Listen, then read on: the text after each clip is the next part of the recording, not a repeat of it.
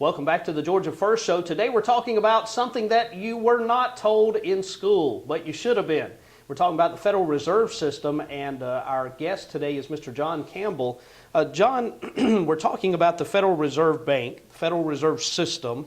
I think one of the most interesting things of the whole story is how it came to be in America, who some of the major players were that were behind it, and the secretive way in which it came about is one of the most amazing things I've ever learned in American history. Tell us, first of all, starting out, what is the time frame we're looking at for the founding, and who were some of the people involved? Absolutely. Probably the best book on this subject is The Creature from Jekyll Island by G. Edward Griffin. And the reason for that title is that this organization was created on Jekyll Island, Georgia during the week of Thanksgiving of 1910. And they picked the week of Thanksgiving so everyone would be home with their families, and therefore they would have less of a chance of being discovered. To show you how secretive it was, there were 7 individuals that rode in a private railroad car. The railroad car was owned by Senator Nelson Aldrich, I believe of Rhode Island, and this railroad car left New Jersey, went to Charlotte where it switched trains to make sure engines so no one was following them. It went on down to Georgia, Jekyll Island, to the Millionaires Club, which was owned at that time by J.P. Morgan. Shouldn't be any surprise. That's one of the American investors, along with John D. Rockefeller of Standard Oil. So the Morgans, the Rockefellers, these are names we're all familiar with, but I don't think any of us, before this educational process, I didn't know that Jekyll Island was the place that this all took place. That's correct, and they've even got a monument to it down there, a plaque. You can go down there and look at it. But one of the people, one of the more critical individuals in this process was Paul Warburg, and he didn't even own a gun. The reason I mention that is they went dressed as hunters. This is totally incognito. So they were going under the auspices of it being a hunting trip. Hunting trip. So if anyone discovered them, you know, they used assumed names, and Paul Warburg had to borrow a gun to go down there. Now here's some interesting things that I've always, you know, done during my life. Is you've heard the expression "follow the money." Well, Paul Warburg was being paid $500,000 a year salary in 1910. That's a lot of money today, but in 1910, that's a whole lot of money. I don't even know how to calculate it. It would probably be somewhere around 50 million. But whatever the sum would be in today's monetary terms, it was enormous. $500,000 a year salary. So I always wondered who was paying him that much, and why was he paid that much? And why would he relinquish it a couple of years later, a few years later? So if you ask the right questions, you'll find the right answers. So he was being paid by Kuhn Loeb Company that was owned by Jacob Schiff, who happened to come from a family that shared a townhouse in Frankfurt, Bavaria with the Rothschilds. So you have the Rothschilds and the Schiffs involved in central banking since the late 18th century, early 19th century. And the Rothschilds are the ones that have been responsible for setting up central banks in all the countries of Europe. Absolutely, almost the entire world now. And financing both sides of all the wars that have gone on. Since Napoleon. Wow. Absolutely, absolutely.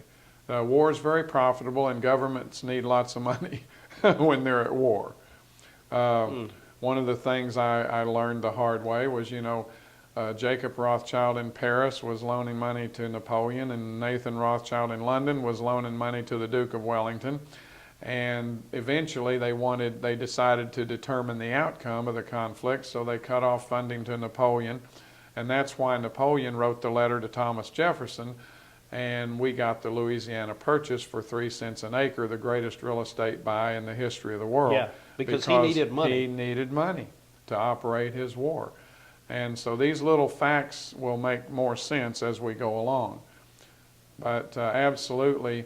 So let me just recap where we're at quickly here. So we've got men like Rockefeller, Warburg, Morgan, who are millionaires, and yet they're in secret going for supposedly a hunting party to Jekyll Island, but there's really another reason. They're switching engines, riding on a private passenger car, using assumed names, not even using their real names. That's how worried they were that someone was going to find out what they were up to. That's correct. Keep in mind the Rothschilds invented fractional reserve banking, which the Federal Reserve does to this day.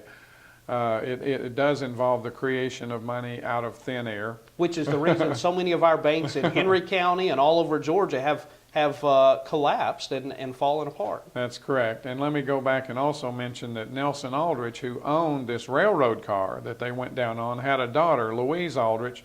Louise Aldrich married John D. Rockefeller Jr., and they had 5 sons, one of which is David, one of which was Nelson Aldrich Rockefeller, former governor of New York and candidate for president.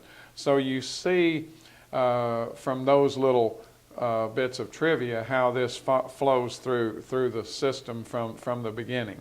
And of course the United Nations in New York is housed in some of their buildings, right? The land was donated by the Rockefellers. By the Rockefellers. So they basically are responsible for the United Nations being here. So all of those problems we've had because of the United Nations, it's this same group of people that are the culprits behind all of it. And the United Nations Charter was written by 2 communists.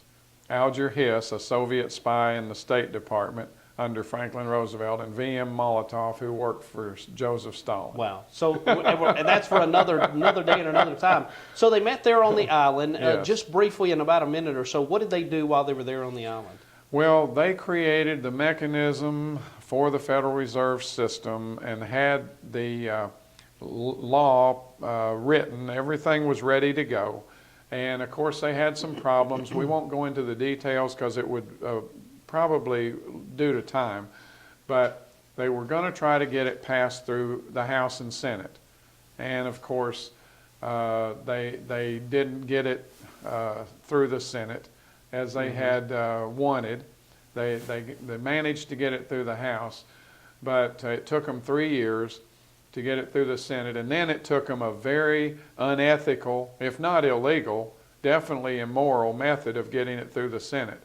When the Senate closes for the season, the Speaker brings, or pro temp, brings down the gavel and he says, "Sine die." That means this session is over. They did not declare sine die in 1913, and the Senate was technically still in session. Everybody went home for Christmas vacation. On December 23rd, 2 days before Christmas, 1913, they took a voice vote and passed the Federal Reserve Act with the unanimous voice vote of 3 senators. 3 senators voted to put this into place in America. That's how we got it.